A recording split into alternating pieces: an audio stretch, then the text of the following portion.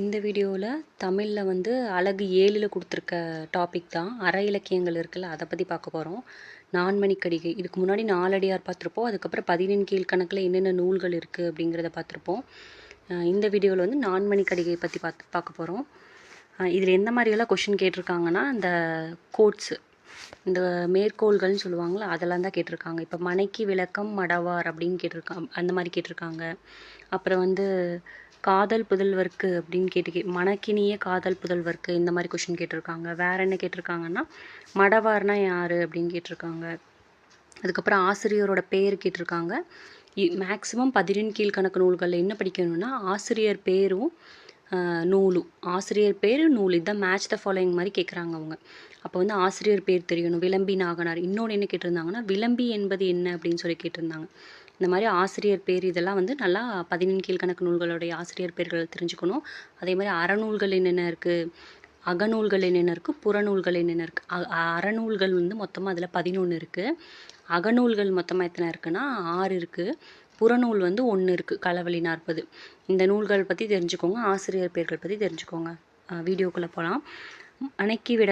மனைக்கு விளக்கம் மடவார். மடவார் தனக்கு தகைசால் புதல்வர். மணக்கினிய காதல் புதல்வர்க்கு கல்வியே. கல்விக்கும் மோதின் புகழ்சால் உணர்வு. மனைக்கு விளக்கம் எதுனா மடவாராமா. மனைக்குனா வீட்டுக்கோட விளக்கம் வந்து மடவார். அவங்க மடவார்னா பெண்கள். மடவார் தனக்கு தகைசால் புதல்வர், புதல்வர்களை சொல்கிறாங்க. மணக்கினிய காதல் புதல்வருக்கு கல்வி தான். கல்விக்கு அதனுடைய நல்லெண்ணம். அவர்கள் அதுக்கப்புறம் நடந்துக்கிறாங்கல்ல, படித்ததுக்கப்புறம் எப்படி நடந்துக்கிறாங்களோ அந்த நல்லெண்ணம். பாடலோட பொருள்: குடும்பத்தின் விளக்கு பெண்ணாவாள். அப்பெண்ணுக்கு விளக்கினை போன்றவர்கள் யாருன்னா, அவள் பெற்ற பண்பில் சிறந்த பிள்ளைகள். யாருன்னா, பண்பில் சிறந்த பிள்ளைகள் தான் அவளுக்கு விளக்கு. மனதிற்கினிய அன்பு மிக்க பிள்ளைகளுக்கு வந்துட்டு விளக்கு எதுனா கல்வி அப்படின்னு சொல்கிறாங்க. கல்விக்கு விளக்காக விளங்குவது எதுனா அவர்களிடம் உள்ள நல்லெண்ணங்கள். அப்போ யார்? வீட்டுக்கு வந்து பெண்கள் விளக்கு. பெண்களுக்கு வந்து தன்னுடைய பண்பில் சிறந்த பிள்ளைகள் வந்து விளக்கு. பண்பில் சிறந்த பிள்ளைகளுக்கு எது விளக்குன்னா கல்வி தான் விளக்கு. அந்த கல்விக்கு எது விளக்குன்னா நல்லெண்ணங்கள். அவங்க அதுக்கப்புறம் நடந்துக்கிற நல்லெண்ணங்கள் இருக்குல்ல, அதுதான் விளக்கு அப்படின்னு சொல்கிறாங்க. அழியா செல்வம்னு சொல்லி நாலடியாரில் சொல்லியிருப்பாங்க. கல்வியை வந்து அழியா செல்வம் அப்படின்னு சொல்லியிருந்திருப்பாங்க. அதுக்கப்புறம் வந்து இதில் வந்து விளக்குன்னு சொல்லியிருக்காங்க. கல்வியை பிள்ளைகளுக்கு விளக்குன்னு சொல்லியிருக்காங்க. சொல்லும் பொருளும். அடுத்தது மடவார். மடவார்னா பெண்கள். மடவார் ஒரு ஒரு ஒரு கொஷனில் என்ன கேட்டிருந்தாங்கன்னா, உறவோர் அப்படிங்கிறதுக்கு வந்துட்டு ஆப்போசிட் கேட்டிருந்தாங்க. அதில் மடவார்னு கொடுத்துருந்தாங்க. உறவோருக்கு ஆப்போசிட் என்னென்னா மடவம். உறவோர்னா அறிவுடையவர்கள், மடவம்னா அறிவு இல்லாதவங்க. அப்படி ஆப்போசிட்டில் கேட்டிருந்தாங்க. அப்போ நம்மளுக்கு மடவாருங்கிற ஆன்சர் தெரிஞ்சிருந்ததுன்னா நம்ம அதை அந்த ஆப்ஷனை எலிமினேட் பண்ணிக்கலாம்.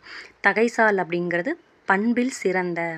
தகைசால் அப்படின்னா பண்பில் சிறந்த. மனக்கினியனா மனதிற்கு இனிய.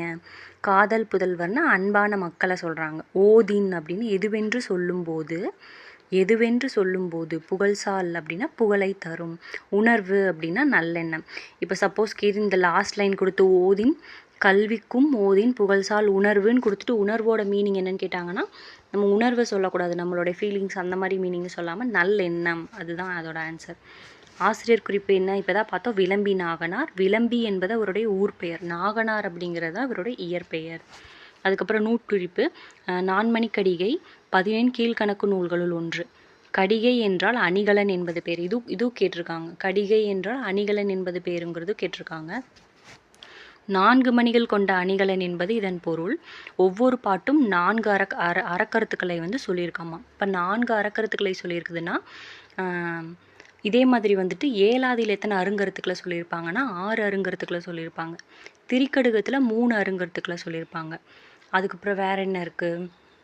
சிறுபஞ்சமூலத்தில் 5 அருங்கருத்துக்களை சொல்லியிருப்பாங்க. அப்போ 4 அருங்கருத்துக்களை நான்மணிக்கடிகையில் சொல்கிறாங்க. இதுவும் கேட்ட கேள்வி தான்.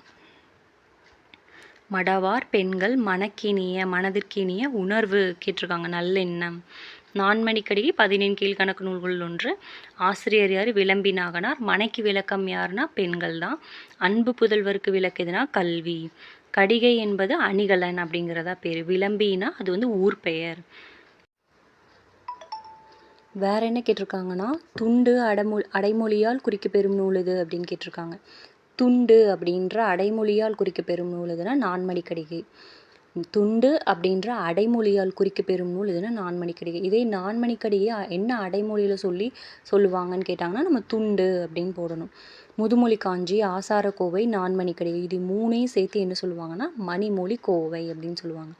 மணிமொழி கோவைன்ற 3 நூல் எதுன்னா முதுமொழி காஞ்சி, ஆசாரக்கோவை, நான்மணிக்கடிகை. முதுமொழி காஞ்சியோட ஆசிரியர் யாருன்னா மதுரை கூடலூர் கிழார். ஆசாரக்கோவையோட ஆசிரியர் யாருன்னா பெருவாயி முள்ளியார். நான்மணிக்கடிகைக்கு விளம்பி நாகனார். இது 3ஐயும் சேர்ந்ததான் மணிமொழி கோவை. இதில் மொத்தமாக எத்தனை பாட்டுக்கள் இருக்கும்னா 100 பாட்டுக்கள் இருக்கும். 4 அருங்கருத்துக்கள் இருக்கும். முதுமொழி காஞ்சியிலையும் 100 பாட்டு தான் இருக்கும். 11 கீழ்கணக்கு நூல்கள். 11 அப்படின்னு என்னன்னா 18 அப்படின்னு பொருள் வரும்.